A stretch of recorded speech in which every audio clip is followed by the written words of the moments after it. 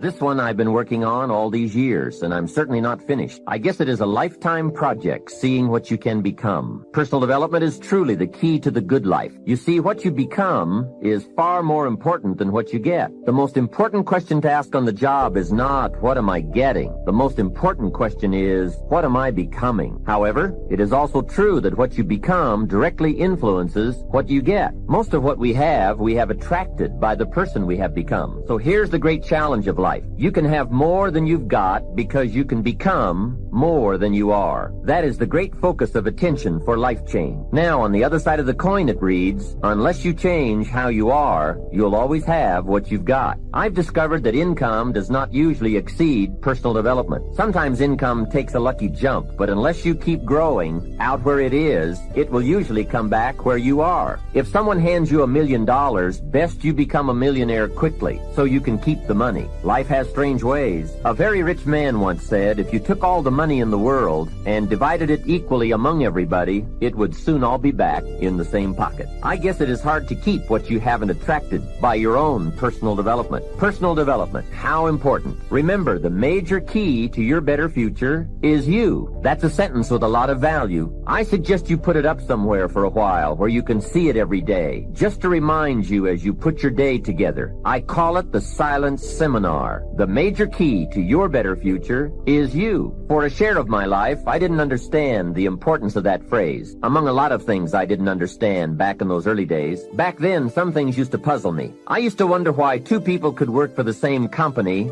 and one make twice as much money. Why would one person be paid $2,000 a month and the other person $4,000 if it was the same company, same product, same service, same training, same weather, same traffic? Maybe they were the same age and went to the same school. Wouldn't that be a puzzle? Why would one person do twice as well? Speaking economically, I know there are many ways to do well, but in this narrow area called compensation, what is the difference? What is the difference between $2,000 and $4,000 a month? And I don't mean 2,000. I could figure that out. Well, back then I tried to figure it out best I could. I thought time makes some of the difference. Some people do better because they have more time. I used to say, Harold ought to do well. He's got a lot of time. If I had all of Harold's time, I could do well. Now, that's got to be dumb, right? You can't get someone else's time. A man once said to me, if I had some extra time, I could make some extra money. I said, then you have to forget it. There isn't any more time. Where would you find any? Hey, when the clock strikes 12 midnight, that's about it. It's over. There isn't any more time. If you insist on finding more than 24 hours a day, they will come and take you away. So if we can't get more time, what could we get that would make the difference in economic result? And the answer is value. Value makes the difference. You can't get more time,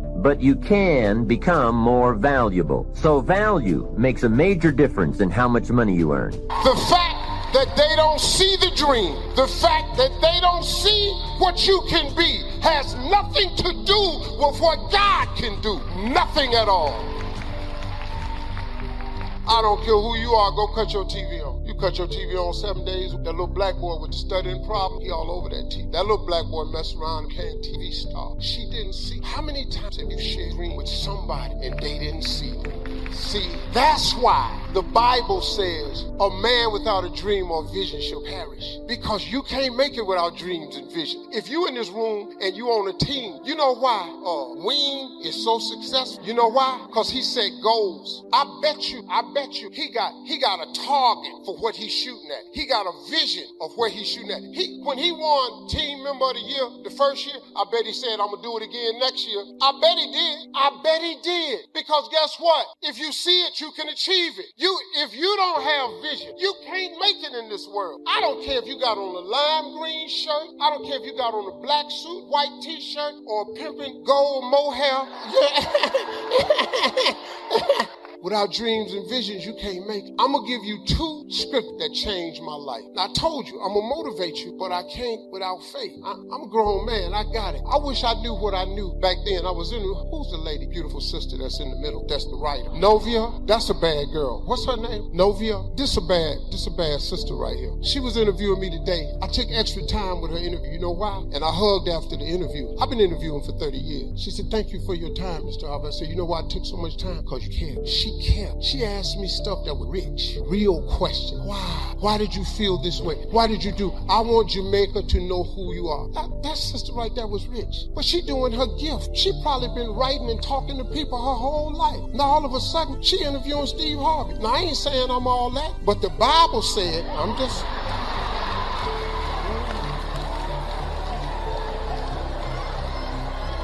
the whole scripture says your gift will make room for you and put you in the presence of great men.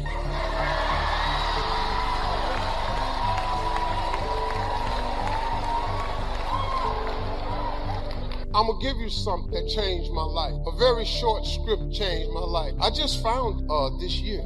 He said, my thoughts are above your thoughts. My ways above your ways. As high as the heavens are above the earth. That's the gulf that exists between me and you. You can't work your way up to me. You can't earn your way up to me. You can't be good enough to get up to me. Never the twain shall meet. We are far apart. It is not where the slave works his way up to the master. It is where the master comes down and gifts the slave. It was not where I came up to God. The story is that God came down to me, and the slave has been gifted. Say this with me. I am gifted. That means that's not bragging. See, y'all are scared to say it because you don't want to sound like you're arrogant or proud or anything. You want to always appear to be humble at all times, particularly when you're around other Christians, because you are evaluated on a scorecard based on how humble you act. But tonight, just because Bishop Jakes is up here and you got to put up with me for about 30 more minutes, just go ahead and say, I am gifted. I am fearfully and marvelously made. There's all kinds of stuff in me. There's all kinds of talent. There's all kinds of creative ability that I didn't learn in school. There's stuff that you can do that you don't even know how you can do it. You just can do it. You have just been gifted. You are so gifted that whoever gets you gets a gift. You are an asset and not a liability. You are the head and not the tail. You are above and not beneath. You got some good stuff. Somebody shout, I am gifted. I have been gifted. There's some things that you can do that you don't even know how you can do it. You can just do it. I mean, little simple things. It doesn't have to be big things like cook or dress or build or design or create. And you just got a knack for something. You don't even know where you got it from. God, in his infinite wisdom, just came down and gifted you. Yes, sir, buddy. Yes, sir, buddy. If you don't understand what you have, you don't understand how to keep it, you don't understand how to value it, and you can't understand when you lose it. You have to understand that you are a gift. And whenever you come in the room, the only thing that doesn't add to the sum total of a number is a zero. And if you are not a zero, you are an addition. Shout, I am gifted. And the master gave to the slave. The slave is the recipient of something that breaks the social order of his day. The talents, in this case really money, it has been given to him, just given to him. That's a crazy story. Let me tell you something. My ancestors were slaves, and let me tell you something. My great-great-grandmother was a slave, and I remember her. I met her, and let me tell you something. Masters don't go out in the field and give slaves no money or anything else. But God uses this illustration to say, that's what I have done to you. I have gifted every single solitary person in this room has been gifted.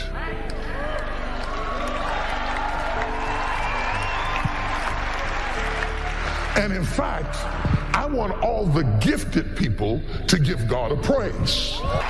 That's how you acknowledge that you know that you have been gifted. You don't sit there with your legs crossed looking all cute and trying to be humble and not acknowledge that you received the gift. I hate to give people gifts that don't act like it's a big deal when I give you a gift. When I give you a gift, I want a reaction. I want you to shout or cry or holler or something. Come on.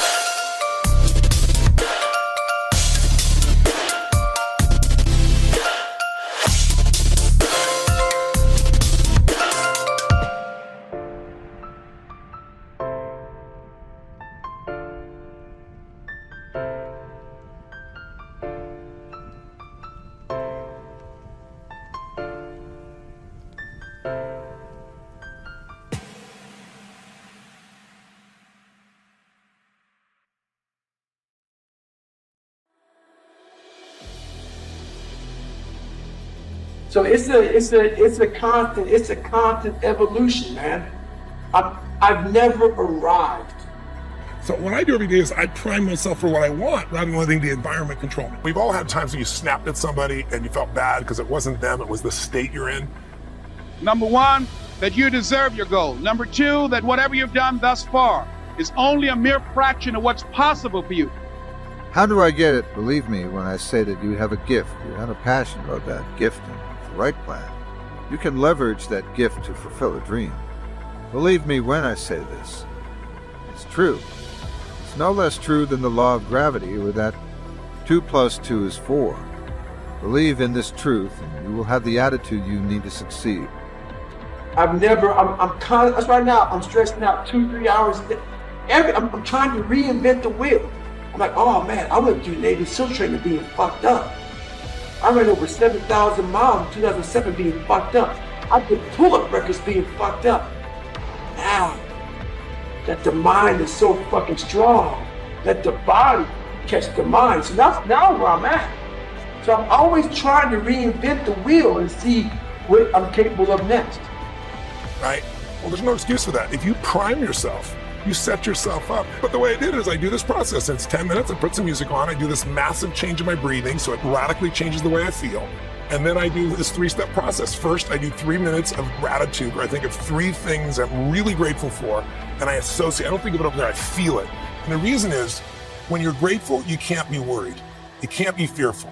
When you're grateful, you can't be angry. And anger and fear are what screw people up most in their relationships, in their life, in their business. So I wire myself. I was saying to you that most people want to be happy, but their habit is to be worried or pissed off or frustrated or stressed. And so they've got a highway to stress and they got a dirt road to happiness. So I wire myself. I've got a highway to gratitude, which changes all your emotions. And then I do a 3-minute process of kind of a prayer for my family and friends. And then I do a 3-minute process of the top 3 things I want to accomplish. I see it as done and I feel it. I'm done in 10 minutes. So sometimes I go 20, but my deal is 10, so there's no excuse not to do it.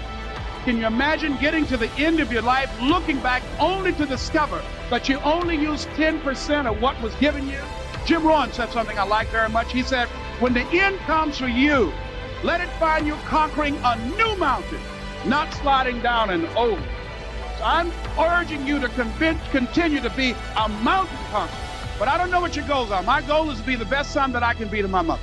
My goal is to be the best father that I can be to my children. My goal is to be the best servant that I can be to mankind. I'm asking that God use me so that I can begin to help thousands of kids across this country, like Mr. Washington helped me. I asked him, I said, what can I do to pay you back? He said, pass it on. So whatever your goals are, this is what I'm known by that's on my tapes. It says simply this, that if you want a thing bad enough to go out and fight for it, to work day and night for it, to give up your time, your peace, and your sleep for it, if all that you dream and scheme is about it, and life seems useless and worthless without it, and if you gladly sweat for it and fret for it and plan for it, and lose all your terror of the opposition for it, and if you simply go after that thing that you want with all of your capacity, strength and sagacity, faith, hope and confidence, and stern pertinacity, if neither cold poverty, famish or gulf, sickness or pain of body and brain can keep you away from the thing that you want, if dogged and grim you besiege and beset it, with the help of God you'll get it.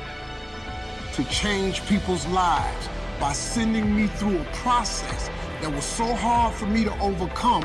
When somebody like you stands up and asks me a question, I know the answer without even thinking, because I've been processed. I've been homeless, so I know exactly what you're feeling. You feel me? Listen, man, like I told all my kids have a college education. I told them all, I don't care what you get a degree in. Until you follow your dream and connect it to your gift, you'll never be happy. You'll never be happy, man. I just gotta tell you, you got to chase that dream before you die, man. You should go and live your dream. Just go see. God puts your real life in your imagination. That's where your real life ain't in your present circumstance. A person with one or more talents who uses them to succeed. They identify their talents and work with and improve them to achieve their goals. Physical or performing arts. Talents likely aren't transferable to the practice of law or business. Being athletic or having a broad vocal range aren't going to. Help when trying a case or starting a business. Perhaps it's shrinking the time frame down. The sooner we must do something, the more desperate it becomes. In other words, if something has to be done within 10 years, how desperate is that? But if it has to become sooner and sooner and sooner, or even if there just has to be a real date put on it, gives us some desperation knowing that date is coming sometime soon. So what is your plan and strategy to increase your desperation, increase your hunger level, and then focus? What's your plan to increase focus? Oftentimes that could be a plan to eliminate distractions. What's your strategy to eliminate distractions? Might be, I watch too much television at night and it distracts me from my goal. Perhaps you should remove that television from the room. That's a plan and a strategy to eliminate the distraction. Perhaps it's you're being on the internet too long or playing video games. Maybe you need to eliminate them. Perhaps in your nutrition, you're trying to get fit. The distraction are snacks that you have in your home or alcohol. Maybe they need to be removed from your home. What is your strategy and plan to eliminate distractions and increase focus? Your real life is not in your current situation. Your real life is not in your paycheck. Your real life, he tucks it away in your imagination. Albert Einstein said, imagination is everything. It's a preview to life's coming attractions. Everything you imagine is a preview to a coming attraction. Once you understand that and quit looking at your imagination as hocus pocus, it opens up a wide range of things and possibilities. And God puts your real life in your imagination. Listen to me. This is serious what I'm telling you. Don't you think it's nothing else. Imagination is everything. It's the preview to life's coming attractions. That simply means everything that's in your imagination is a preview of a coming attraction that God has for you. That's why he puts it in your imagination. That's why when you tell your imagination to the wrong people, it don't go nowhere. Because without the evaluation, without the intention, and without the plan and strategy, an actual plan to increase desperation, an actual plan and strategy, get creative, get resourceful. It's only with a plan that you can begin to make changes and a strategy. Otherwise, it's just a thought. And then fourth, what immediate massive action are you going to take right now? I'm talking about right when this audio or video ends. What's the immediate first massive action you're going to take towards that plan?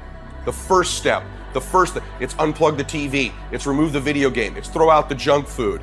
It's remove a certain person from your life. I don't know what it is, but what is the immediate massive action? Because if we can evaluate where we are and get very clear, because we can't know where we're going if we're not very clear about where we are. In other words, if life is like a GPS and we want to get to a particular destination, the only way we can get clear on getting there is to understand and evaluate and be specific about where we currently are.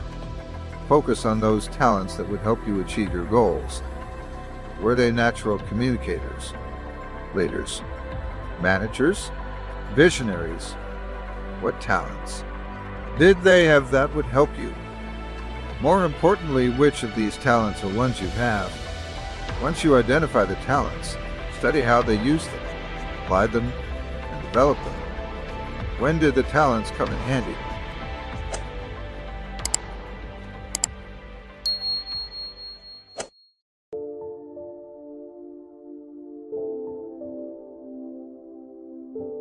What happened when you were that little boy or that little girl, at some point you felt those feelings. Prove them right, because there's an end to your life and it's coming sooner than you think. It goes by like this. Just yesterday, Max was 6 years old in the car wash. He's going off to college next year. Just yesterday, she was 8 months old. Now she's got a boyfriend. Just yesterday, I was a young, cool guy. Just yesterday, me and my girlfriend were walking on the beach. Someday I'm going to do that. It goes by in a flicker, just like that, in a blink. I don't care how young you are, in a blink. And at some point, it's going to be over. And I have this obsession as a Christian. When I die, I hope the Lord says, well done, good and faithful servant. But I got this hallucination. And even if you're not religious, I guarantee you this happened. I think when I die, I'm going to run into Papa. I'm going to get to see him again. And you're going to run into that person. You're going to get to see him again. Him and the Lord are going to be sitting there and they're going to say, hey, I want to introduce you to somebody. This was the woman you were born to be. This was the man you were born to be. Your twin's going to be there. This is who you were born to be. These are the people you could have helped, the memories you could have had, the things you could have accomplished, how you could have felt about yourself, the things you'd have seen, done, and become. Papa's going to show, this is who you could have been. This is who I saw you to be. I couldn't say it. I didn't understand it, but I felt it. I knew you were going to be this person. Meet him. To me, heaven when we die is we meet that person we were capable of being, destined to be, and we're identical twins. Hell is you meet them and you're total stranger. You meet them and they look at you. You don't even know each other. You didn't go the places I went. You didn't help a thing. You didn't feel the way about yourself. Total stranger. My obsession in my life, the reason I'm here to swear to my obsession in my life when I be identical. He's going to meet me and go, hey man, proud of you. Been watching you this whole time. Man, you did it. You got off track there for a while. It took you a little while. You're a late starter.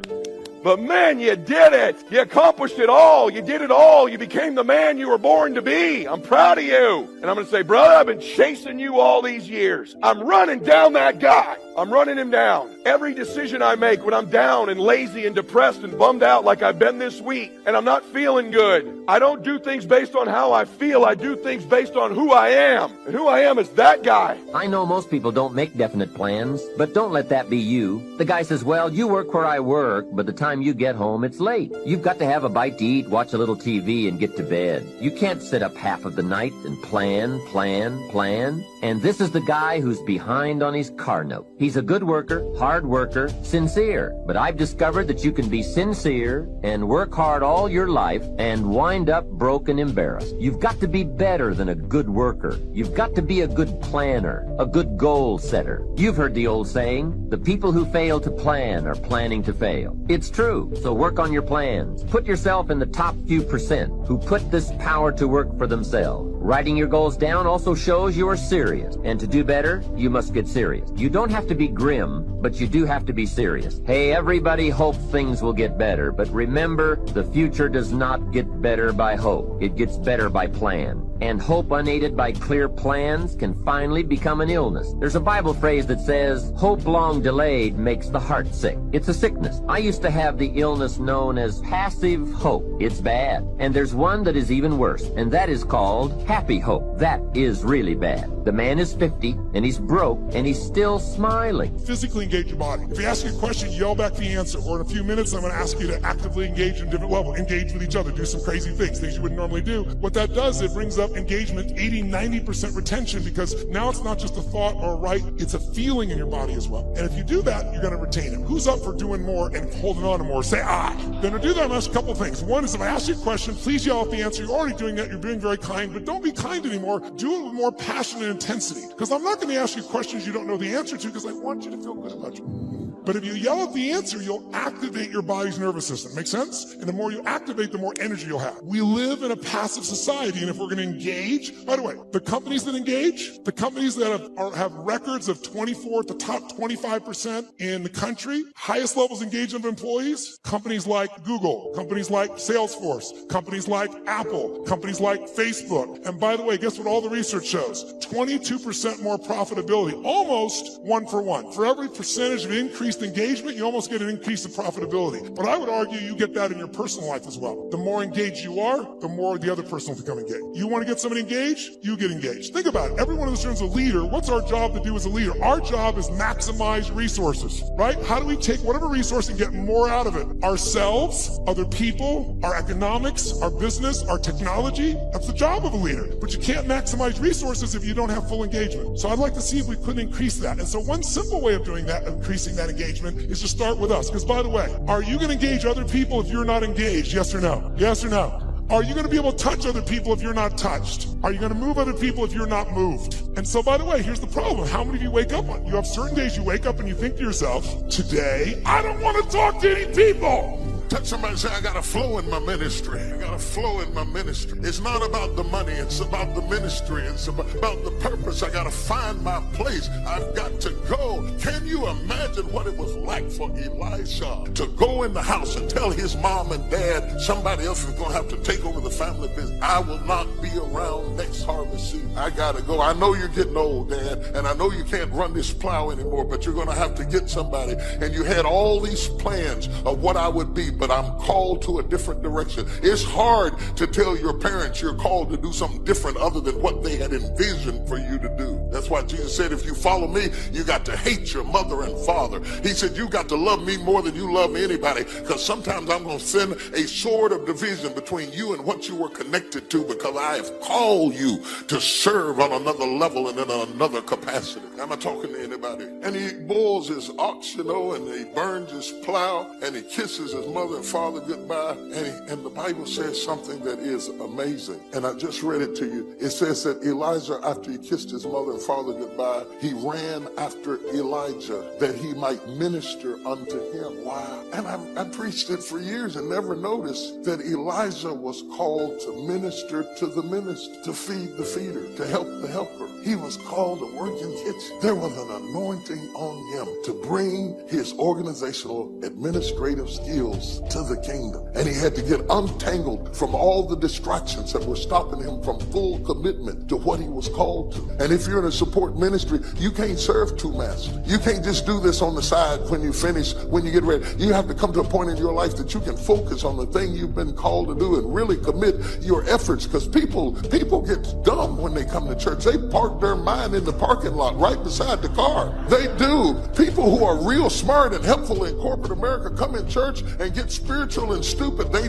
don't bring their technology, their skills, their talent into the kingdom. They melt into a melting pot and they're afraid to be bright. You need to bring your brightness with you. Come here armed with all the stuff that you've been trained to do and lay it down at the altar and say, all that I have, oh God, I lay it before you. And Elijah starts following him, because as he begins to minister to the minister, he finds three things. He finds him in this order. The first thing he finds is his purpose. I was born to do this. Mom, don't cry. Daddy, you look so disappointed. I'm leaving a managerial position in a secular environment to become a servant in a church. You're going to do what? Yeah, I'm going to follow this man of God around and pour water on his hand. Are you out of your mind? Do you know how much this business is worth? Yes, but do you know how much it's worth to find my purpose? And so sometimes you have to be willing to be a fool for Christ and do something foolish to do something right. He found his purpose, pouring water on the prophet's hand. He did not know that him ministering to the minister was killing the depression that had put the minister in the cave. And without Elijah's ministry would have died in the cave. Like Aaron and Hur lifting up the hands of Moses, there are people who are called to help you look good at what you do. And so even though they're not the ones on the stage, they create the stage that the one stands on. That's the support ministry. Oh, they don't shake your hand at the back door and say, oh, that message changed my life. But if you don't provide the stage, I will fall from the platform, because you are the stage on which you stand.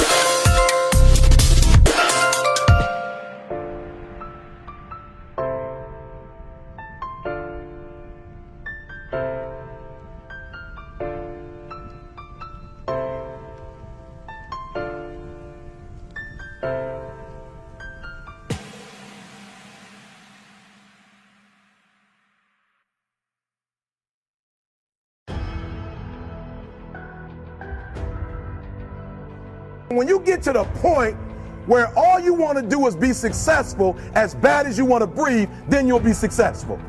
And I'm here to tell you, number one, that most of you say you want to be successful, but you don't want it bad. You just kind of want it. You don't want it badder than you want to party. You don't want it as much as you want to be cool.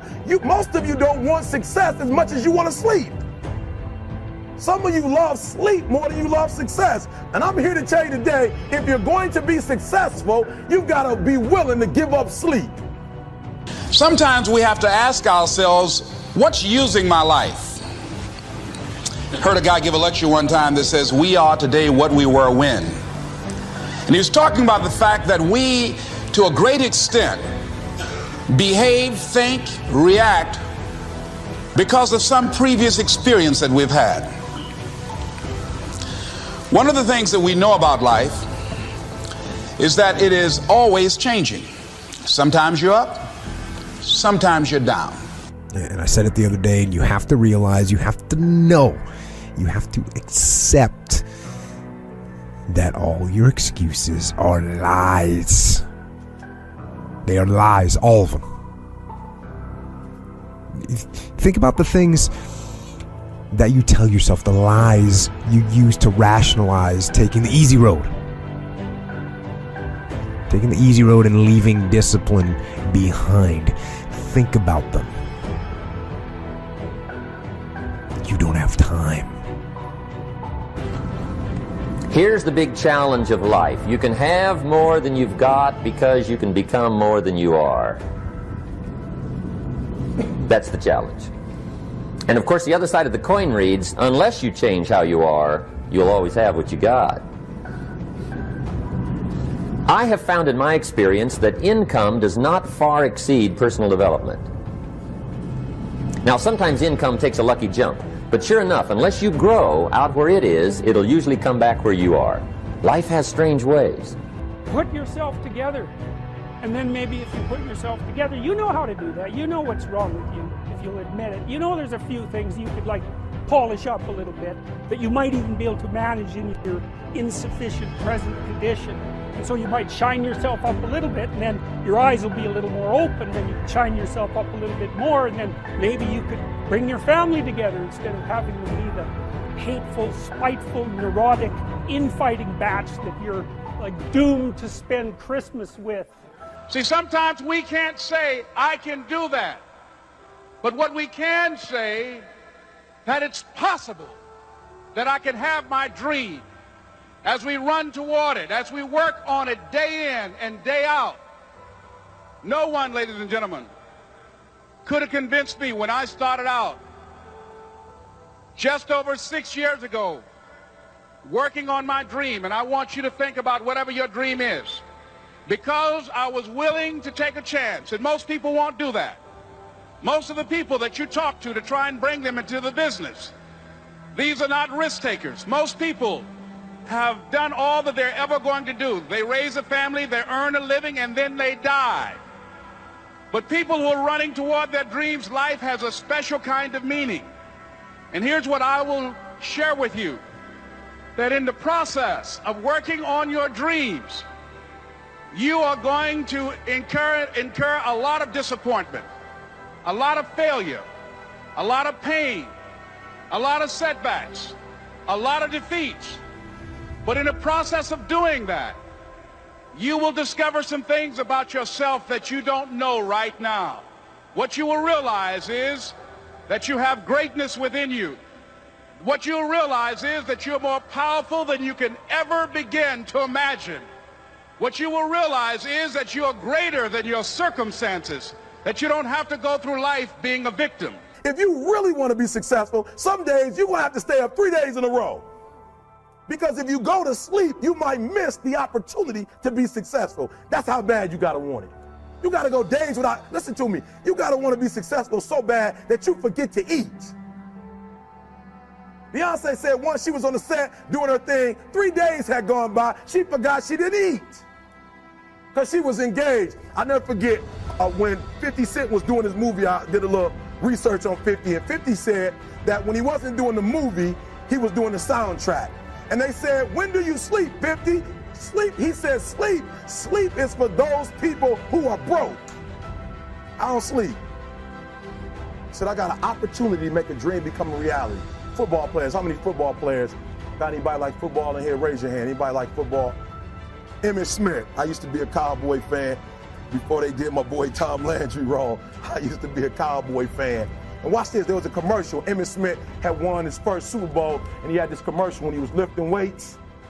I don't know if you saw the commercial when he was lifting, and Emmitt said, you know what? I won the Super Bowl, so I can rest now. He was doing his bench press. So he said, I won a Super Bowl, so I can rest now. So he throws up about 325, boom, and he rests for about 2 seconds. Did you see that? He'd already won a Super Bowl. He said, I think I'm going to take a rest, and he rests for how long? 1 second. Most of you won't be successful because when you're studying and you get tired, you quit. And I'm here to tell you today, if you got somebody came in my office the other day crying. I said, look, don't cry to give up. Cry to keep going. Don't cry to quit. You already in pain. You already hurt. Get a reward from it. Don't go to sleep until you succeed. Other than death, all failure is psychological. Other than death, all failure is psychological. Think about that.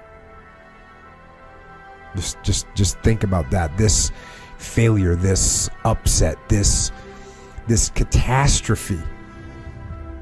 If you aren't dead, then it's just psychological. It's in your head. Now, this does not mean that you won't lose some battles, because you will. We all will. But it does mean that as long as you don't surrender, as long as you don't give up, as long as you don't quit, then you haven't failed. It just means you've made a temporary tactical retreat. It means you've made a brief withdrawal so that you can regroup and reattack. So, as far as I'm concerned, if you get beat, unless you're dead, you are not defeated. And you have not failed. What you've done is you've learned. You've gained experience. And you're still alive. And you have memories to make. So get up and go get after it. How do you overcome the suffering of life? Is be a better person. That's how you do it. Well, that's hard. It takes responsibility. And I think, if you said to someone, you want to have a meaningful life? Everything you do matters. That's the definition of a meaningful life. But everything you do matters. So you're going to have to carry that with you. Or do you want to just forget about the whole meaning thing, and then you don't have any responsibility, because who the hell cares, and you can wander through life doing whatever you want, gratifying impulsive desires for how useful that's going to be, and you're stuck in meaninglessness, but you don't have any responsibility. Which one do you want? Well, ask yourself, which one are you pursuing? And you'll find very rapidly that it isn't the majority of your soul that's pursuing the whole meaning thing, because, well, look what you have to do that. You have to take on the fact that life is suffering. You have to put yourself together in the face of that. Well, that's hard. Christ, it's amazing people can even do it. I'm stunned every day when I go outside, and it isn't a riot with everything burning. Because really, God, you talk to people, it's like, I knew this guy, he'd been in a motorcycle accident and it really ruined him, and he was like a linesman, working on the power, and he was working with someone who had Parkinson's disease, and they had complementary inadequacies, and so two of them could do the job of one person, and so they're out there fixing power lines in the freezing cold, despite the fact that one was 3/4 wrecked with a motorcycle accident and the other one had Parkinson's. It's like, that's how our civilization works. It's like, there's all these ruined people out there, they've got problems like you can't believe. Off they go to work and do things they don't even like, and look, the lights are on. My God, it's unbelievable. It's a miracle. It's a miracle. And We're so ungrateful. College students, the postmodern types, they're so ungrateful. They don't know that they're surrounded by just a bloody miracle. It's a miracle that all this stuff that all you crazy chimpanzees that don't know each other can sit in the same room for 2 hours sweltering away without tearing each other apart, because that's what chimps do. Success is something you attract, not something you pursue. Success is looking for a good place to stay.